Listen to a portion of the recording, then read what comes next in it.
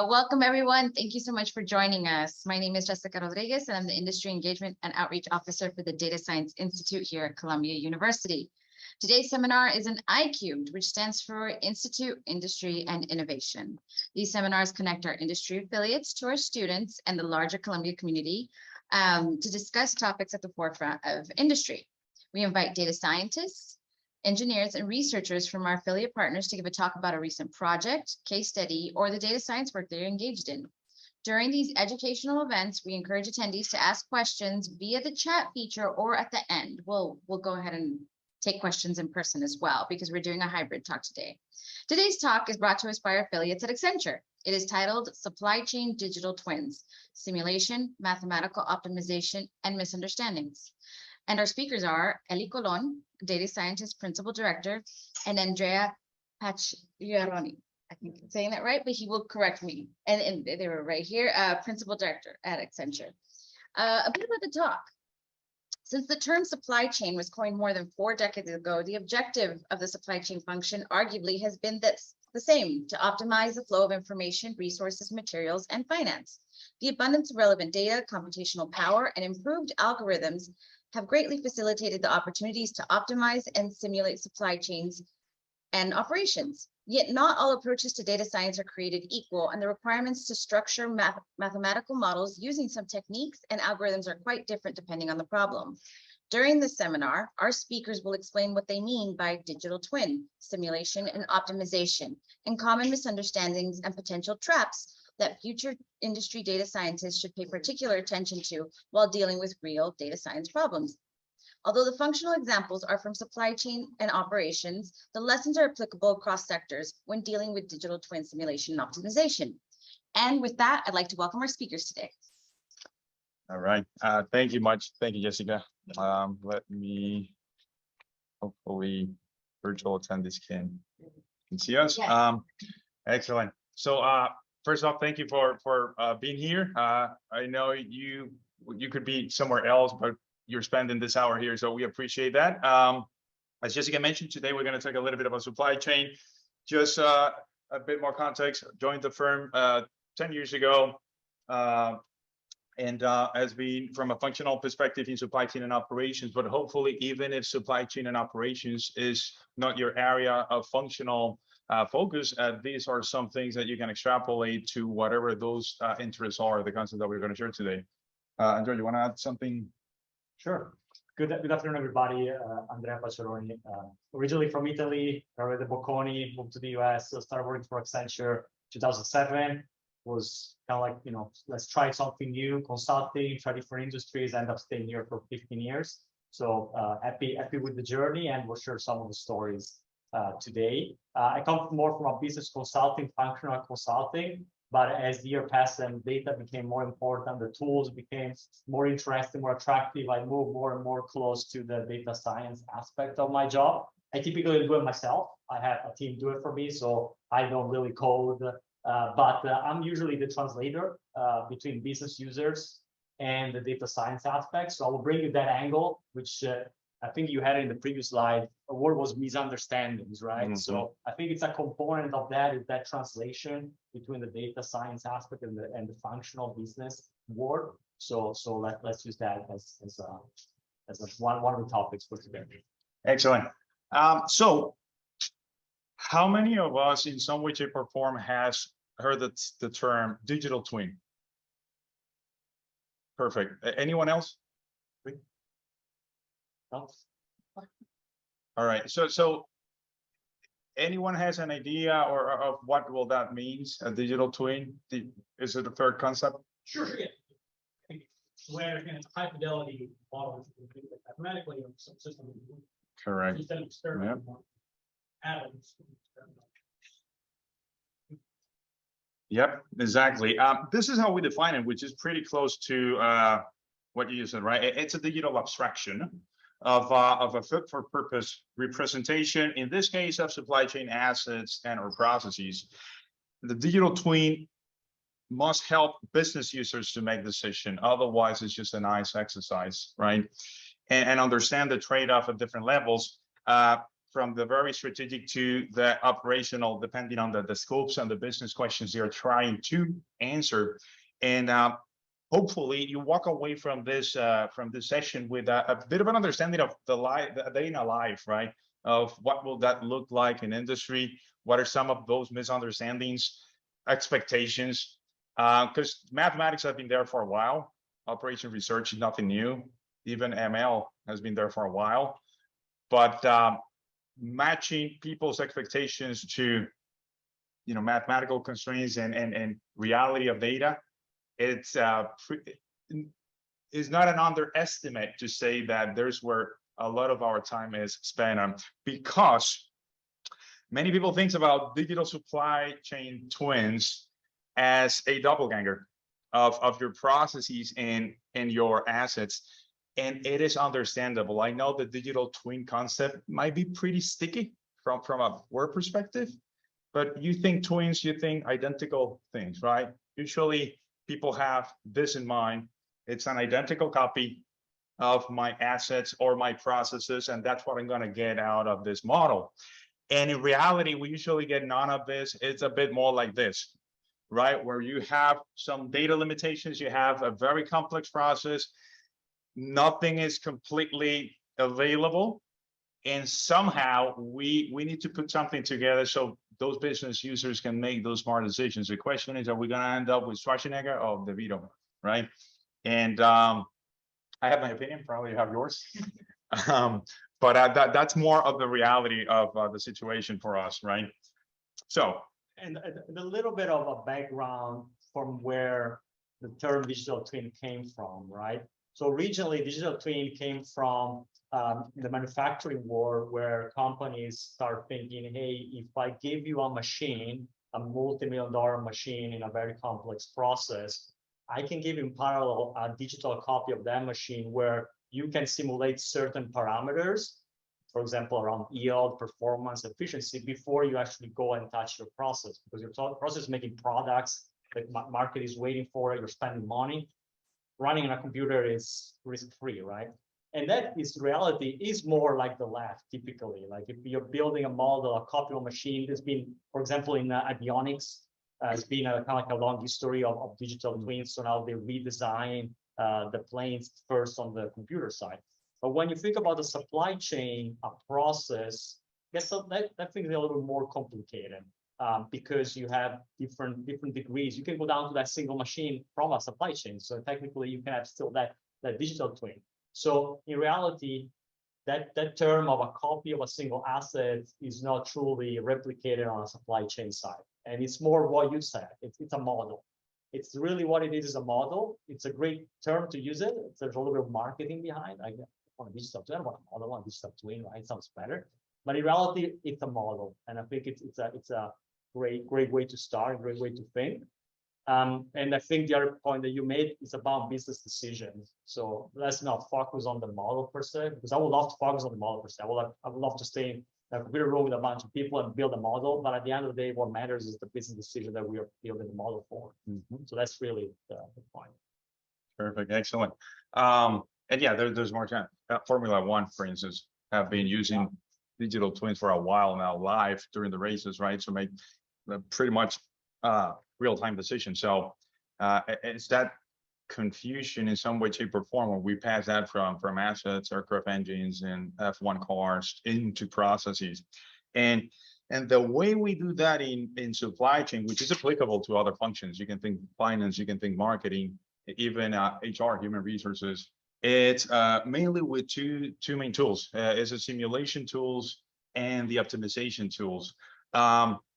Just a quick unscientific test here. How many of us have in any way, shape, or form optimization, simulation, OR type of background? Excellent. Pretty much half of. Okay, perfect. So you all know hopefully what we're talking about here, and these are the two main tools that we use to build these digital twins. And of course, there's a difference and there's a purpose. If I can summarize without having to drain all this, usually when the mathematical structure is not straightforward, it's not as simple to put it in some equations and solve for that. Usually you want to use simulation. and you have the flexibility to use stochasticity to put some uncertainty in those models. And as probably many of you are aware, depending on the problems, we can use different types of simulation approaches or paradigms, from system dynamics to discrete to agent-based, etc. And then when we have a more mathematically represented structure, we can use mathematical optimization, sometimes called mathematical program, OR, depending who you talk to, you're going to hear those different terms, in which we pretty much transform the problem into a mathematical structure with an objective, something we want to maximize or minimize. You can think about profits or minimize costs. You subject those to some constraints, right? There's some manufacturing capacities, warehousing capacities, transportation that you have to respect, with some decision variables of what things need to be true to satisfy that objective function subject to those constraints. So those are the two main tools that we use in supply chain. And we're going to talk in a minute, and probably some of you are already aware, although we are not explicitly putting here machine learning, which is more of a prediction. Although lately we have been using reinforcement learning in particular to make prescriptive decision, right? In terms of, you can imagine the four walls of a warehouse. How do you optimize the flow path? Because you want to minimize walking distance, you want to maximize inflow and outflow. So reinforcement learning has been a pretty solid tool in that type of environment as well. Andrea, anything else to add here? I'll say from a business perspective, this is a very, very tough conversation with a business user. So supply chain leaders in brands that you know, in many different industries will call you in and says, I need a digital twin. I read an article the other day on LinkedIn. It was great. I want a digital twin on my supply chain. And you're like, you sit down and says, you need to think about it. It's more simulation and optimization than like, I want to simulate and I want to optimize. What are you talking about? And so these are tough conversations. There's some keywords that are really tough. Granularity, it's a huge problem. When you start saying, well, you have 300,000 SKUs in your organization, that's not an easy problem to solve. We're going to have to aggregate, maybe talk about product families, product groups, and they're like, how are we going to do that? And so time horizon. Is it a single period model? Are we balancing supply and demand? Is it a monthly model? Is it a shift-based model? These are complex conversations where you really need to work hard to translate and work with the business users. Otherwise, there is a misalignment between what you're building, what the expectation of a business user, what the expectations are. So, so we'll talk a little bit about that. But I think it's very important as we spread the word, we teach business users, we work together, we hold their hands through the process so we can build tools that help them make decisions without overbuilding it, making it overcomplicated. You know, if I say, yeah, I can build you a simulation every single minute, it's going to take me 3 years. In 3 years, you're not going to have a job. So that's really where we need to find the right, decision where we sit in between these two at the level of complexity. So we'll talk more about that. Yeah.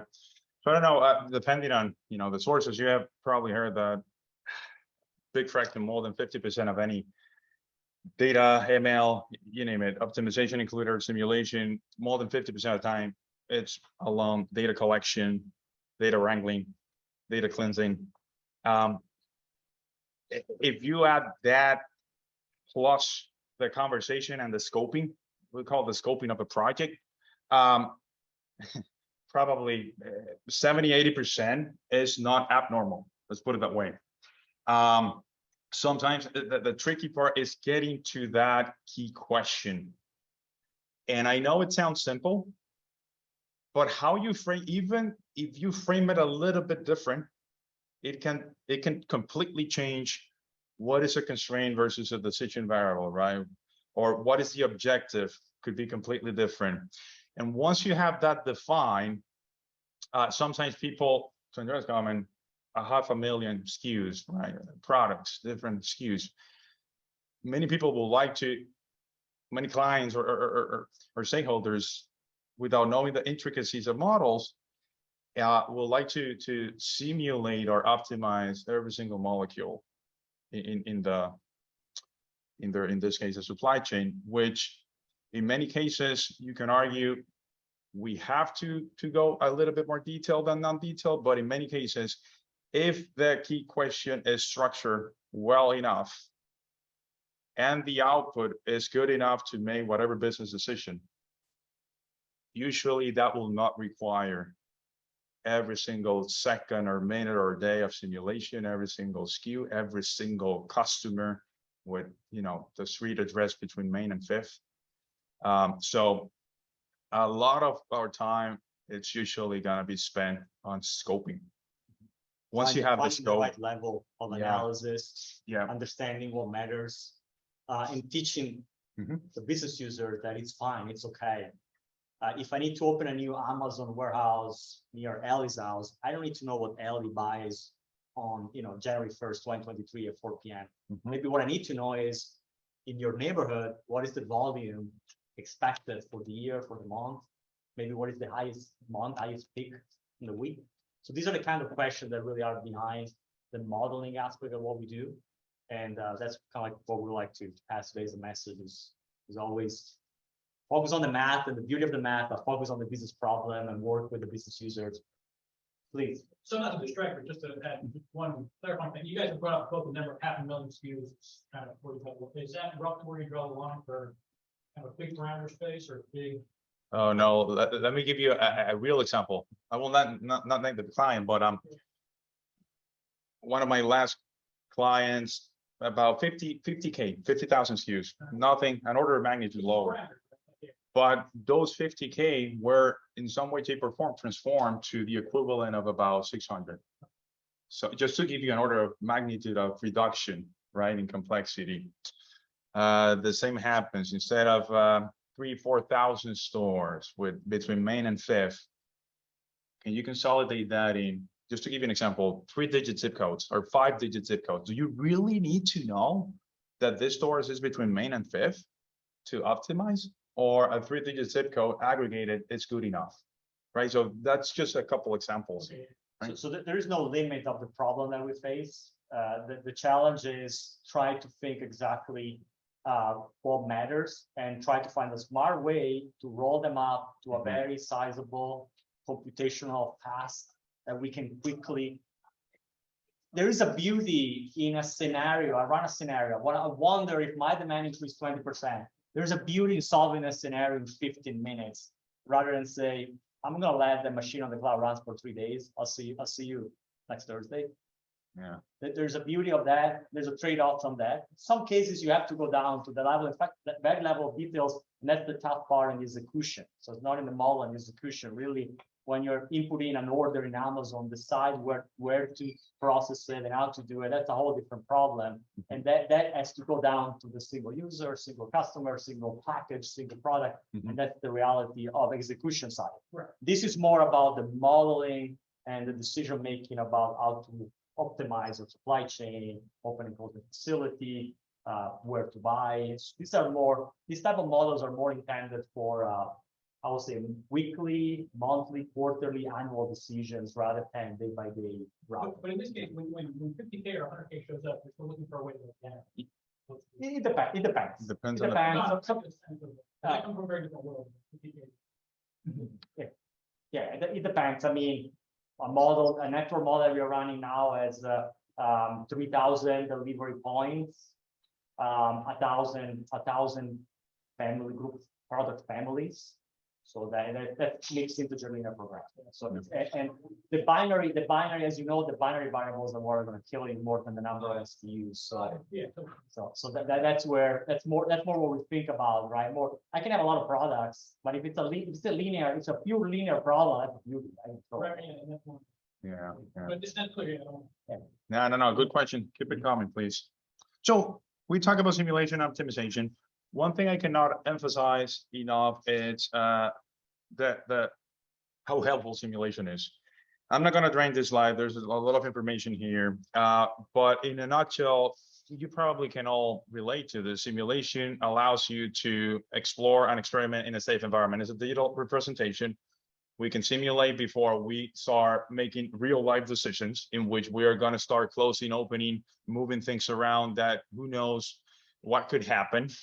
So in my experience, it's starting with this type of simulation environments in which two things happen. All stakeholders come together and they need to put their assumptions. They have to surface every possible assumption on the table in order for the simulation to start replicating reality.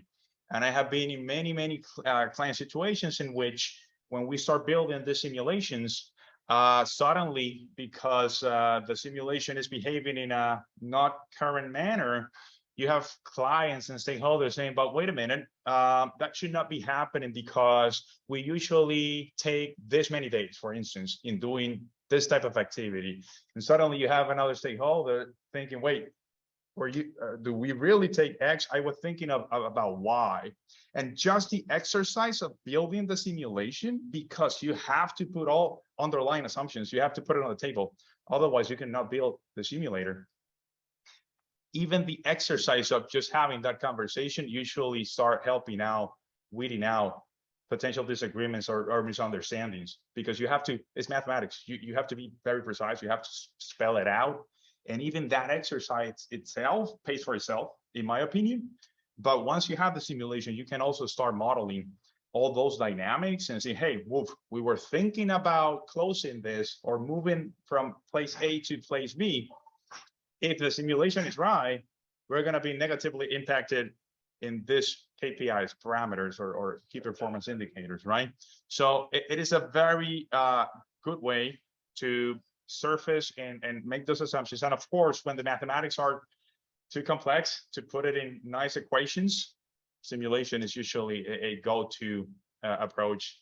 And at Accenture, we have a group of we do it both. We use commercial partners, commercially available software. We also build from the ground up.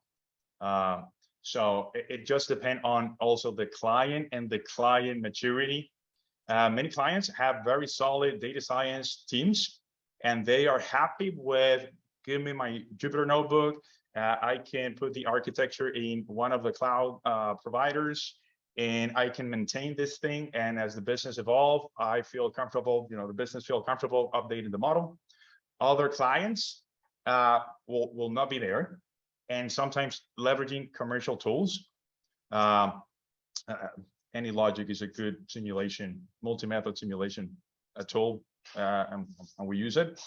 Usually it's better because it's easier for the client to maintain and move forward with. They don't have to build that from the ground up. So sometimes we have a little bit more fun when we are, ground up, building the whole thing, the Python script, making all the connection, putting the architecture together. That's really cool in my opinion. But sometimes we have to put that filter on client maturity and not do it all because of what's fun and nice, but what is going to be sustainable on the client side, right? These are just, again, just to bring it to life, when we talk simulation, what do we have? What have we done before? This is just a pharmaceutical company. It's a manufacturing process in a pharmaceutical company. And the simulation here was to identify specific bottlenecks and to test what if scenarios. What if this goes up? What if this goes down? And the beauty of simulation is that on some of the tools, as you probably know, the business user does not only get an answer, a number, but can visually see the flow, because it can be visually represented on how things are going to move in and out. And that really helps bring the point versus, let's say, putting together a bunch of mathematical equations that might or might not sync or click with a client that might not have that data science background. So this is one example in a very structured manufacturing process. This is yes, absolutely. So this is pretty cool stuff, right? Because what we do, we replicate a process. In this example, it's a manufacturing line, right? Yep. And we run it over time. So think about the fact that to observe a year of real life operations, it takes a year. In simulation, we can observe a year worth of operation maybe in an hour. And so we run the same, and we can run over time. If we run, what if the certain body goes in a certain direction, and so on. So it's all about running really. It's like a video game, right? You're playing your operation over time under different conditions, try to make changes, and you get the data generated the same way that reality is generating data. So you can study, right? You can correlate it and understand. So you're creating copy of your sales orders that you fulfilled on time and so on. The tough part of this, the challenge is that the path to improvement is the same as in reality. So you're still trying to figure out, is A better than B? And Ely might talk a little bit about machine learning, how it can help. But the simulation not necessarily give you the right answer. It gives you the tool to find the right answer outside reality without touching reality. Similar to what I was saying before about simulating a machine in a risk-free environment. So that's the challenge, the trade-off is that it's very visual, very easy to understand for the business user. There's no mathematical options. But once it's built and somebody says, okay, how do we improve this process? We're going to all look around and says, oh, yeah, now we got to think about that. Because the simulation is not necessarily give you the right answer as soon as you turn it on. And in this case, it was just most of it was discrete simulation, the approach that we use. But for instance, in this other one, for those of you familiar, this is what in utilities, electric utilities, is called vegetation management. Probably not much here in the city, but outside the city, you will see utility trucks cutting trees from the power lines to avoid potential disruption in storms. So that's called vegetation management. And depending on the geography, I don't know if you're aware, but understanding the vegetation, the rate of growth with the climate, and also the staffing that, because it's not within the four walls of a manufacturing facility. Now we're talking about on the streets across very vast regions of space in different states. And how do you plan for what needs to be done when and with what type of crew? There are some intricacies, no need to get into that on how utilities plan for this. But in this case, again, they were trying to test some hypothesis instead of starting to hire or go ahead with potential vegetation management approaches. They wanted to take a pause and try to understand what will be those trade-offs. And in this case, we use a combination of system dynamics to simulate vegetation, the display of those that workforce, and see what is the best way to optimize the different objectives they were trying to test. And they did this before, and after that, they made decisions in terms of hiring and how the strategy to go out in the streets and manage the vegetation. In this case, simulation is cool because you use it to predict the future a little bit, right? Because you're saying, well, given the weather condition of this season, where the probability that this area is going to have more growth than expected, now I need to go there and trim the trees rather than go and predict and prepare the labor force that you need in that area and so on. So it's another way to that time component, right, of running time faster. It's a big advantage of simulation because I can turn on that spin up and says, okay, let's run the next 2 years. And given these weather patterns, these rain patterns, and so on, these are probably going to be the valley in the area where I need to get prepared for it because otherwise it's going to cause wildfires. And just to give you a real life example for this one, at some point, some of stakeholders were thinking about modeling the growth rate depending on the species. That was interesting, but imagine one of the largest US states with millions of miles of line and who knows how many species, trying to model that here. Conceptually sounds fantastic. Do you really need to know every tree species to model this, right? So that's type of that level of abstraction that we have been talking about. What do we want to get out of this? Is there another way to mimic that growth rate besides having to think about every single tree species, right? So that's kind of the conversations. This is just one specific example, but you're going to face this and you're going to see this. And probably many of you already have some sort of dynamics like this when you're trying to scope that project and level of abstraction. But just wanted to highlight that because that has been one of the most, if we were to do that, we definitely need some other experts. All right. So again, this is just a snapshot of in supply chain, in operations, in finance, where do we use supply, optimization and or simulation, all the way from design and networks to logistics, no surprise there, to manufacturing and warehouse, all the way down to cost, energy and carbon emission controls, predictive and prescriptive analysis of financial portfolio. So just again, with a focus on the supply chain component, but you can easily probably extrapolate this to other functions in marketing, in HR, et cetera, right? So, and then optimization, right? Probably when we have a more structured way of putting together the problem in a mathematical equation, and you are looking for this optima, either to maximize or minimize. Sometimes you have to do dual objectives, more than one objectives. Usually numerical optimization is the way to go.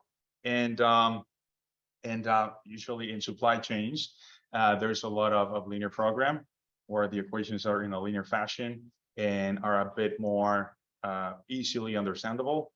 But to Andrea's point, the key still be, how do you get to that right level of abstraction? Because when you start putting things that cannot be fractions, right?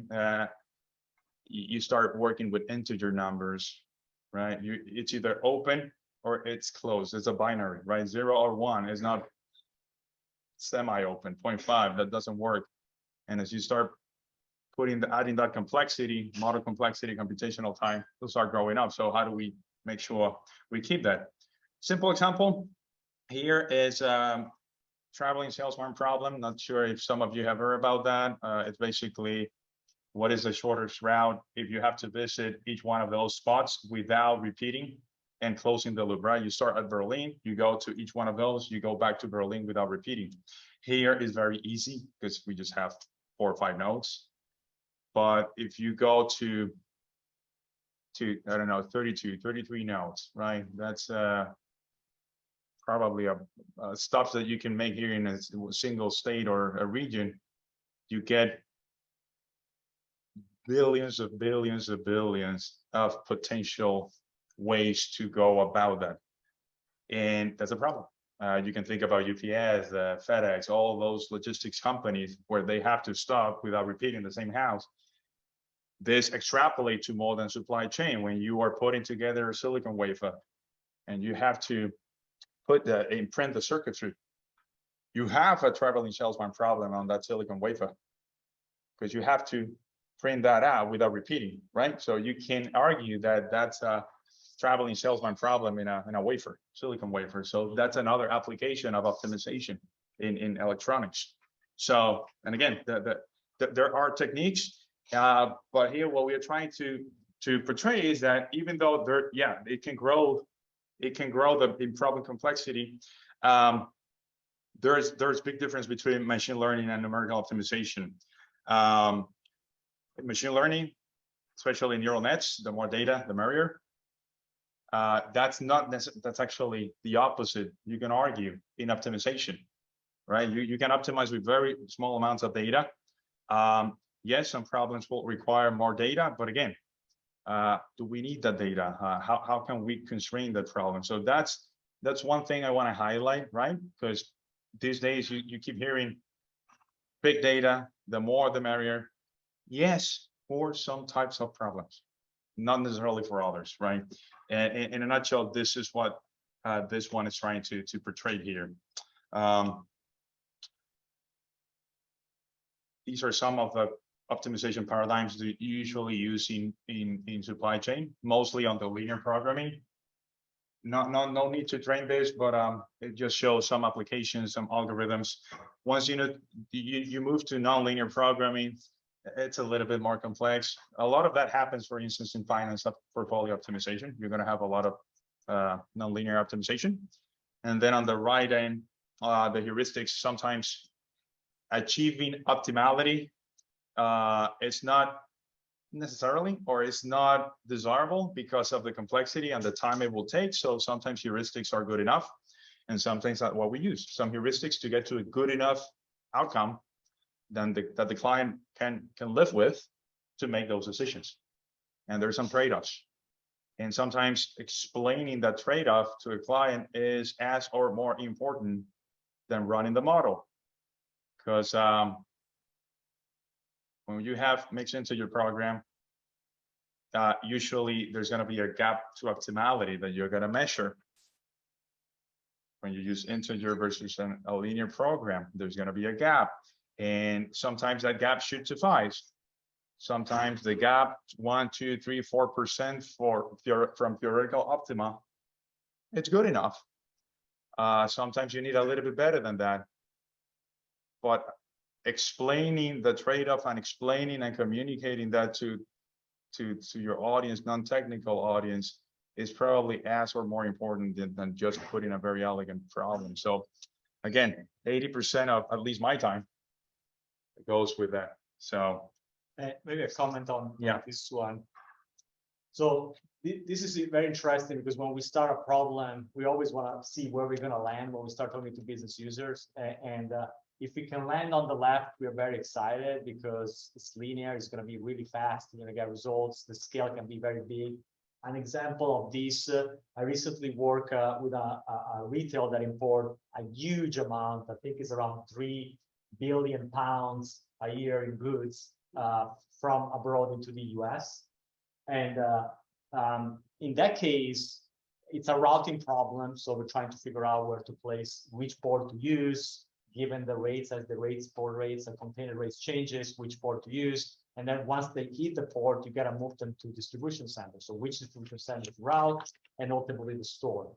In that case, for example, this was a great candidate for linear programming because the size of the problem in that case was actually better. What I mean for that is that, do I care if the optimal it's 1,232 container 0.7 or 139 containers? I don't really care. I'm going to fill up those containers. I can handle fractional results because they're basically meaningless for the problem I'm trying to solve. The problem is when you get to companies that move way less volume, where it matters, and we're going to talk about a case soon. For example, the postal service, their trucks are not always full. They're actually kind of empty. So decide where to move your mail and package. It makes a difference if you use a truck or use a 1.3 track, because 1.3 track means you're going to pay for 2 tracks. And so the difference in cost is huge between 1.3 and 2. So now you need to get into a nonlinear problem because you need to actually have integer variables to know exactly how many tracks will be used down to the round number, right?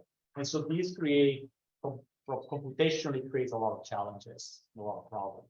But the business user comes and hear from their friends that they were solving this import problem in minutes and they were moving thousands and thousands of containers. Why trucks among 50 DCs are so hard for me? Because it's a different problem, it's different integer. And in some cases, it gets so hard that you need to go to a heuristic. And then a heuristic, you're basically establishing logical rule to see, then you're basically becoming a simulation, or we're turning the problem into a simulation, right? More than a real optimization. Does that make sense? Okay. Any comments, questions? Things are clear? Do something. I saw something popping up in the chat. yeah, as a question about could you one of professors? Yeah.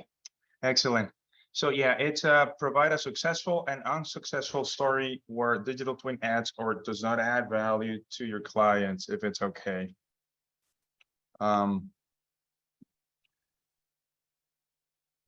As a principle, the first thing that we have noticed are bound to fail is if the business questions that the project started with, and business, I mean, absolutely nothing to do with mathematics, absolutely nothing to do with algorithms.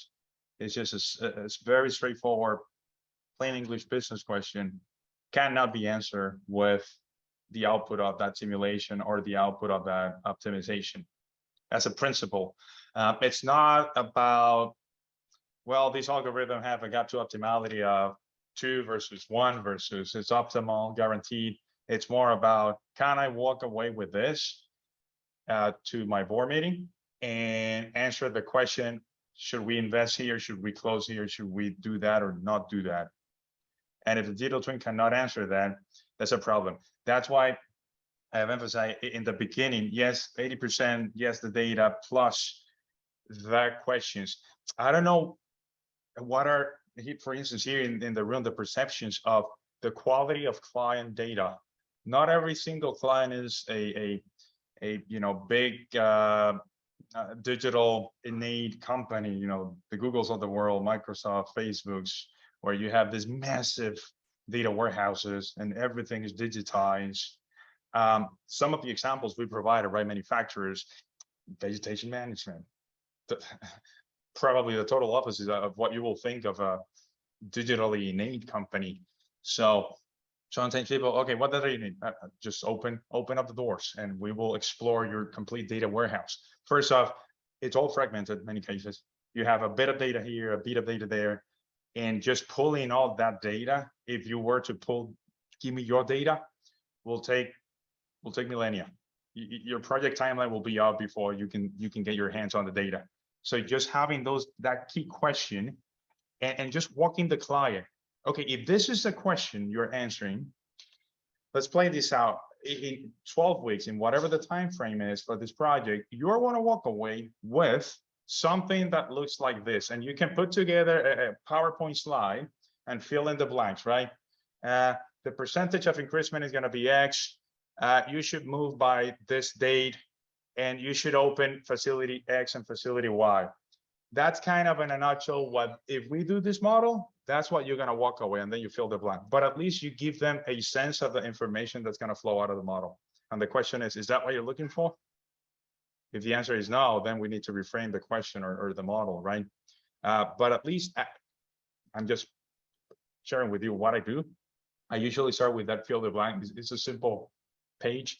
And I say, hey, this is what you're going to walk away with. Of course, with fill blanks, but this is more or less what it's going to look like if we boil it down, good or not.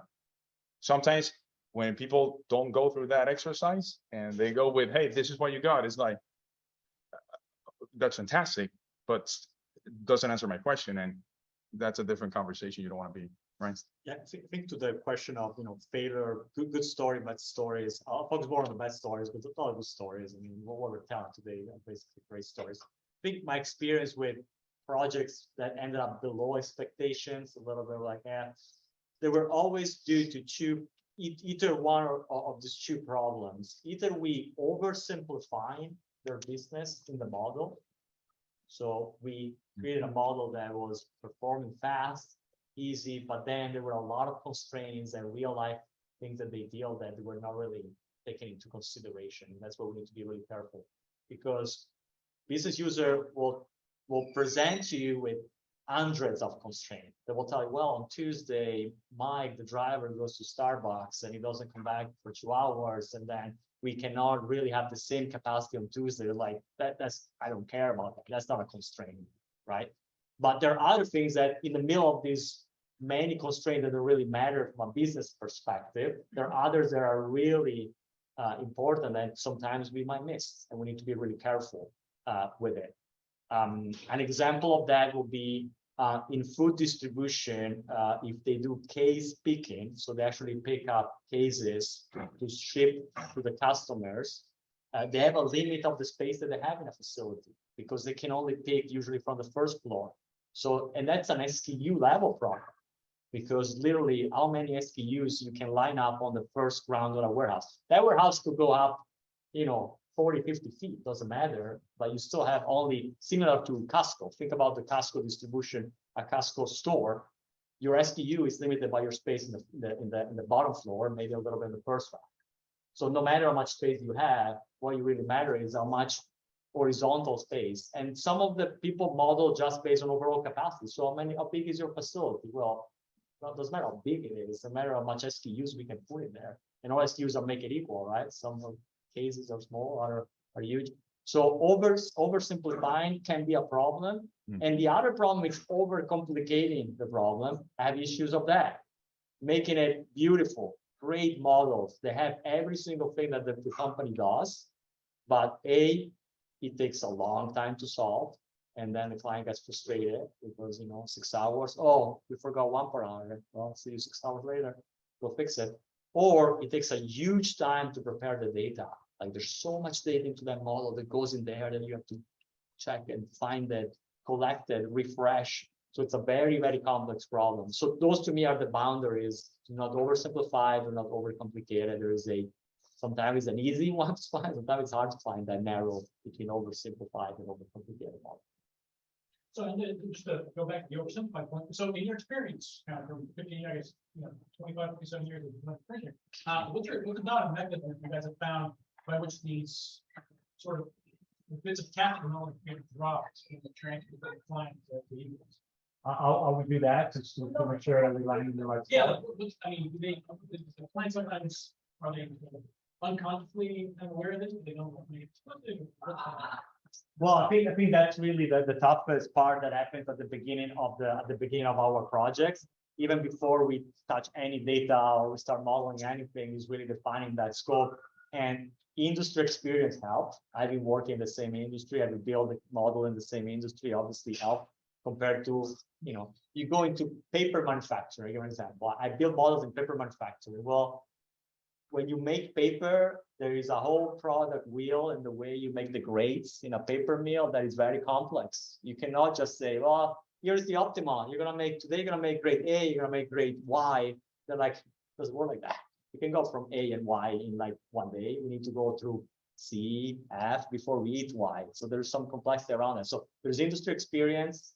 And then there is a lot of like just working together in terms of just that typical design workshop that we do at the beginning, which start from the business question that we need to answer.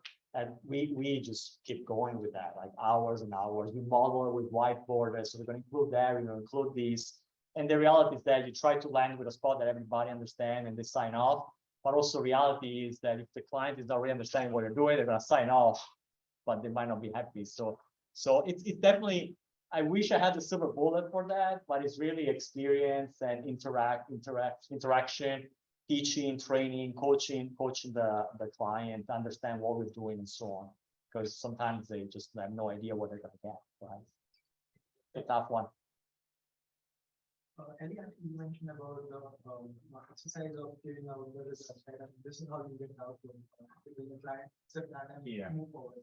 Most of the times what happens in my previous experience, I've observed that they do not stop at that. As mentioned by Ely, that they try to add more parameters, try to make it more complex, and then it gets more complicated. Yeah. So finding that key balance is important, as you mentioned, but how do you determine that? Because I eventually won't be able to signify whether it's over complicating or over simplifying.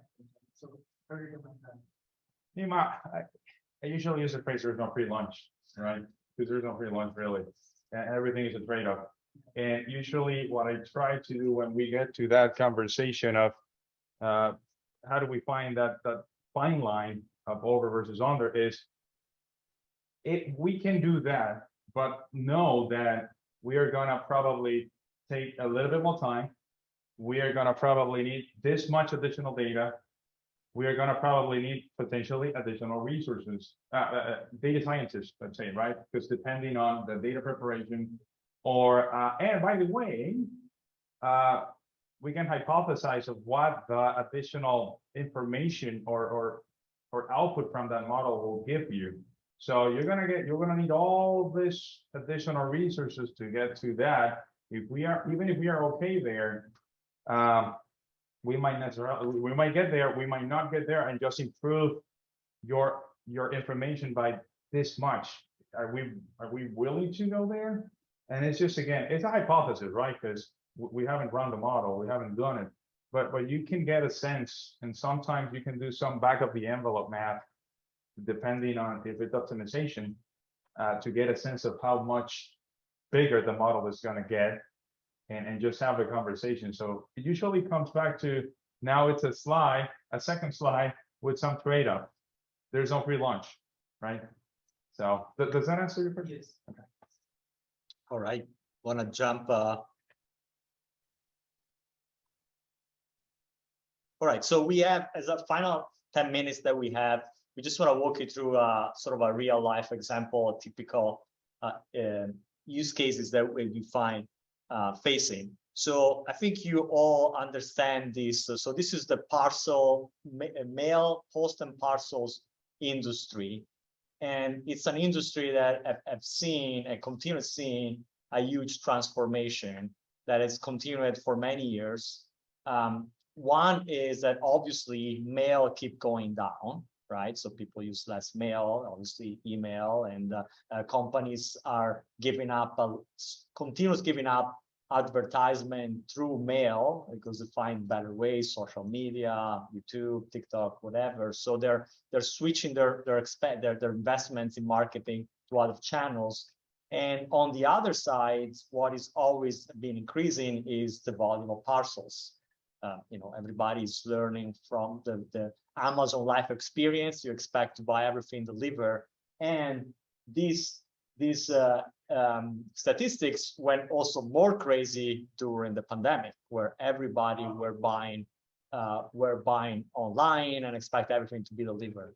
Interestingly, that brought up also some reverse scenarios, because there was so much excitement for these companies about the transition that actually now, if you have seen some of the news, actually there being some disappointing financial reporting by FedEx, for example, where the curve had trended down. So people start ordering less than they thought they would have ordered. So if you are an executive in the post and parcels, you have a huge problem in terms of operations. Your operations are not designed for this. You have built an operation that is mail mainly, a little bit of parcels, and guess what? If you don't do it right, somebody else will do it for you. So that's the other problem. It's not that you have to use USPS to ship a package these days. You have FedEx, you have USPS, and Amazon, they do it themselves. So there is a competition also. So there's a battle for survival for the post and parcels. And this is happening around the world in every country. So what do you think are the questions that you will ask in a scenario like this if you are an executive and you're a supply chain or operations executive in this company? What we try to do? Any idea? Estimate the demand per area, or find out what's the need the most. Yes, and once you get that, what do you think needs to change in your operations? Think about it like everything that happens every day, right, in the operations. Let me show you something here. So this is a simple process, right, in the post and parcels. It starts from collection. Typically starts from collection. You can collect from a business shipper, right? They already prepared the packages. They're an e-commerce player. They might bring it to a warehouse. So sorting, usually sorting mail centers, or you just go to a post office, you bring a package, or you just drop it, right? And then you have what is called line haul logistics, which is happening in the middle, where you move big quantities, right? So you consolidate and move. So air, rail, truck, you're moving among all these facilities. And then you have the final delivery. So the switch between mail and parcels, once you have that projection, which section of these aspects impact? Line haul section. I impact line haul big time, right? Because now you're cross-docking packages, different weight, different size. The truck got filled up with more air. The package is air most of the time, right? And you used to move letters. Like all of it. That's exactly right. That's all of it. Everything, and it's all of it from a network. It's all of it from a machine perspective. So if you think about it, we had some numbers. I'm just going to jump into the numbers. So we were engaged with the same exact questions, right? To tell you a little bit of the story here. And the numbers of something like this is just similar to USPS numbers, but we have worked with many different countries around this problem. So just take USPS. Other countries might be a little bit smaller, but doesn't really matter. They're still huge numbers. The numbers are huge. And so you get a call that says, we want to solve this problem. We think if we have a digital twin, we can design our post and parcels network for 2030, bring it to the board and prepare the investment. Can you build this? Can you build a digital twin of this? you look at it, you're like 42,000 zip codes. I'm not even going down to single households, 42,000 zip codes. And then 140,000 collection. And every of this is a movement. You literally have movements everywhere here. And you have 285 nodes. So think about the combination and that you're moving. And I'll give you another problem that happens in the post and parcels business. Some will look at this and will say, well, I mean, big, yes, but it's a supply and demand balancing, right? I mean, right? I have X amount of things coming from here. I need to have that X capacity in here to sort. I thought the same when I started looking at this. It's like, yeah, supply and demand capacity, single period. This is the amount of volume I have in 2030, and this is the amount of capacity I have here. It doesn't work that way because it's a time-sensitive business. So it doesn't matter what your capacity is in a year. So you cannot look at the full volume for a year and say, oh, I have enough. I have enough. The only problem is that if I have enough, you're going to get a package in 2 days. You're going to package in 2 months. You get it. We have capacity. There's some bottlenecks. Eventually, the package will get there. But at the end of the year, you will get your package. Doesn't work like that, right? You need to be competitive. You need to process everything in 2 days, 3 days. You have all the differentiated services. So it's a time-sensitive business. And because it's a time-sensitive business, what it matters is how much capacity you have every day. So how much package you have to ship on Monday, and if you look at those packages on Monday, how many are due on Tuesday, how many are due on Wednesday, how many are next Monday, that changes completely my net design. So you need to prepare for the peak. And so, well, I give a little bit the answer of the way we're approaching this, but going back to optimization and simulation, we actually split the problem. The line haul logistics is a great candidate for optimization. It's somehow contained. It's you can define all the possible options. Your goal is to find density. So you're defining path. So going from New York to San Diego, are you going direct, one track? Or are you going New York, Chicago, and Chicago, San Francisco, and then San Diego? You make it on time. Maybe some will go direct, some will go the other way. It's about density. It's about building density in the truck. So it's an optimization problem. All that is behind collection and delivery, it's more a simulation problem, more like a sandbox. Maybe let's think about it. Let's think how things are changing in urban reality. Urban reality, maybe I have people working around with carriers and maybe electric bikes. In a rural, maybe I use van. So I'm changing maybe a bigger van now that packages on mail. But do I need to simulate every single rural? Probably a county in Arkansas is not very different from a county in Iowa, maybe, right? Type of density, number of stops, and so on. And Manhattan might be not much different from downtown Chicago. So I don't need to create a digital twin of New York and Chicago. I can just create one sandbox and take same assumptions and create a model of that. So that's how we thought about it. So going back to the original problem, I want a digital twin. Well, you need 2 models. And you need to work on it, and they're going to use different techniques. How long would this take? This is still happening. This will be 2 different models, right? So we'll work in parallel. Probably you're thinking around the 6 months time frame. That will be somewhere that you can get the time of reference there. So we are at time. Quick time check, right? We're at 2 p.m. So. Yeah, we are done. We have finished basically the presentation. So we're open up for questions or comments. I don't think we need to go down to the other. Okay. Yeah, some more details on this, but I think we cover it. So any questions, any comments? About this problem itself, right? Like we just talked about the postal service. So you mentioned about how do I determine the possible engagements or let's say movement on a particular day. In order to determine for the next few days or months, there needs to be accountants for other external factors, right? It could be a particular political or something to do with, let's say, if a special event is there, people might want to send more of the packages or order something. How do you account for that? And how far fetched can you go with these models? Because typically, usually recency also matters, right? To some extent, like how recently it has been, like how the data looks as compared to the historical data. So what kind of external parameters are very evident in this particular use case or in past projects that you have also? Yeah, so think about the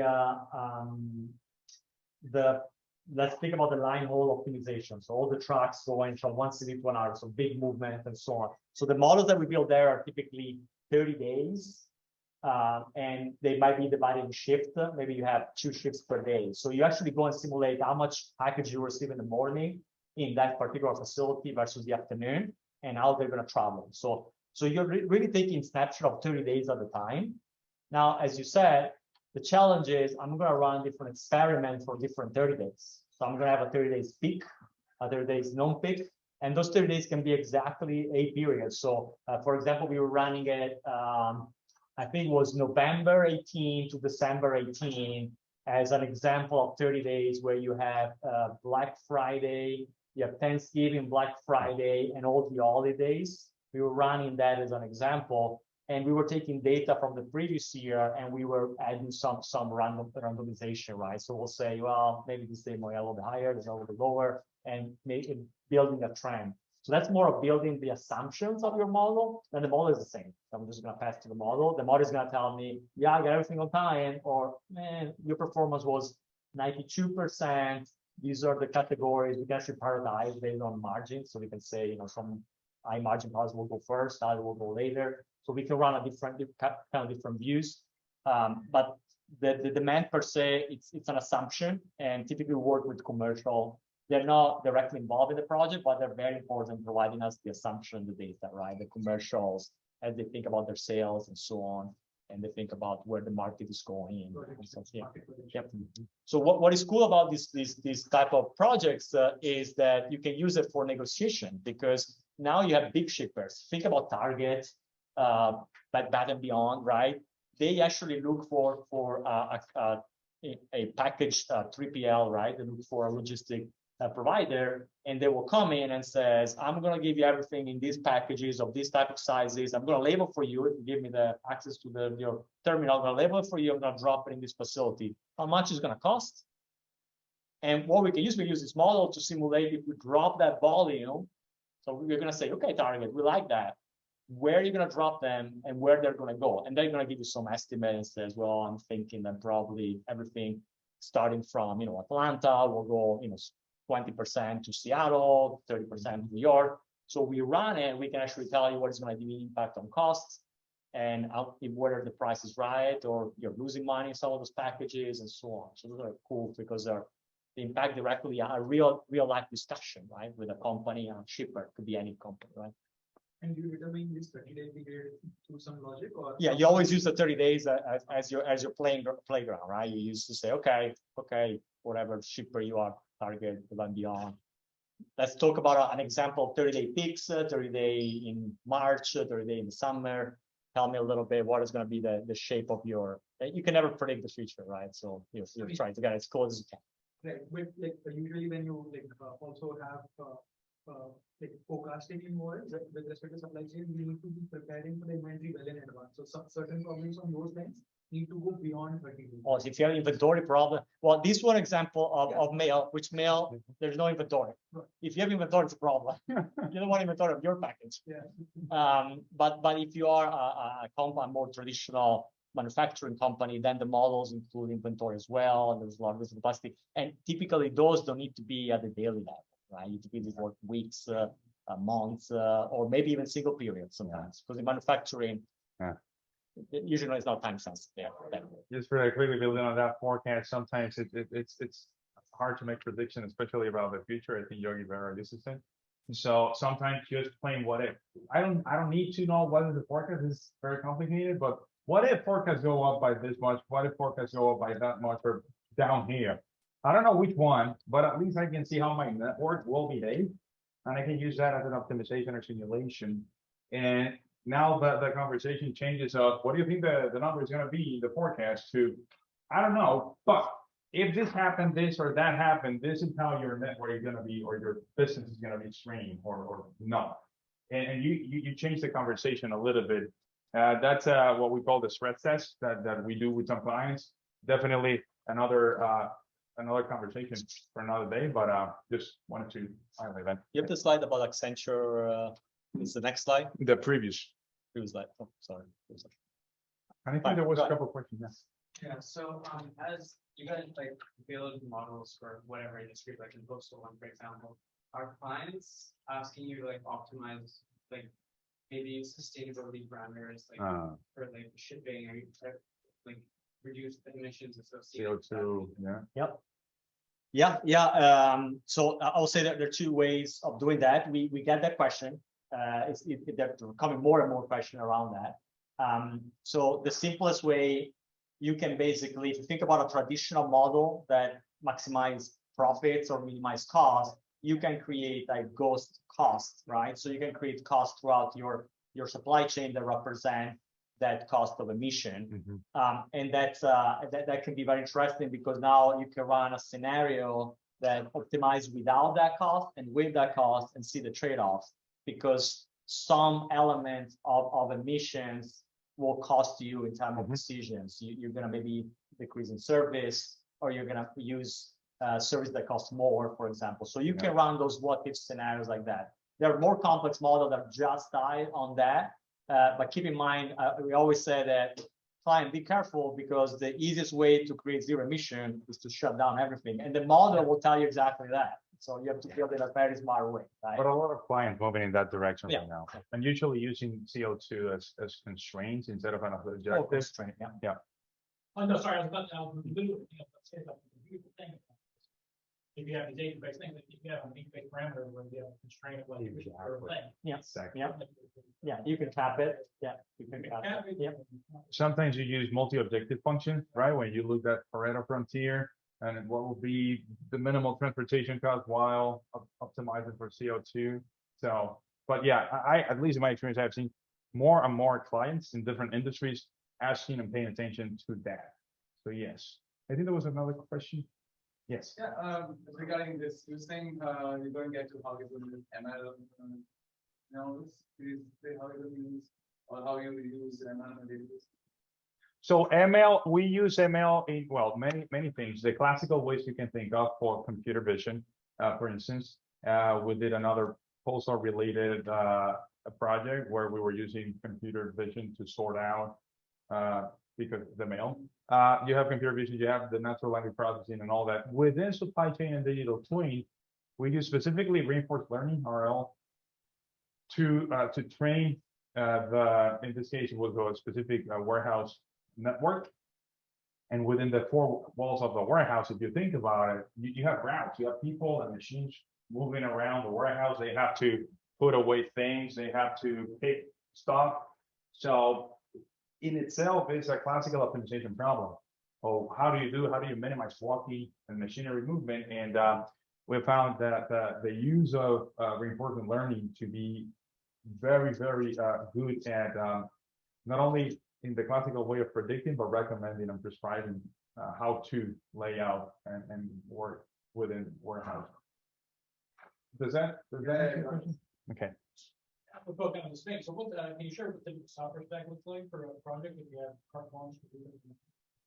So assuming this is not a client that needs or wants a commercial tool, because for whatever reason, many No, that's very interesting, because then I want to. We can talk both. We can talk commercial or custom build. We do both.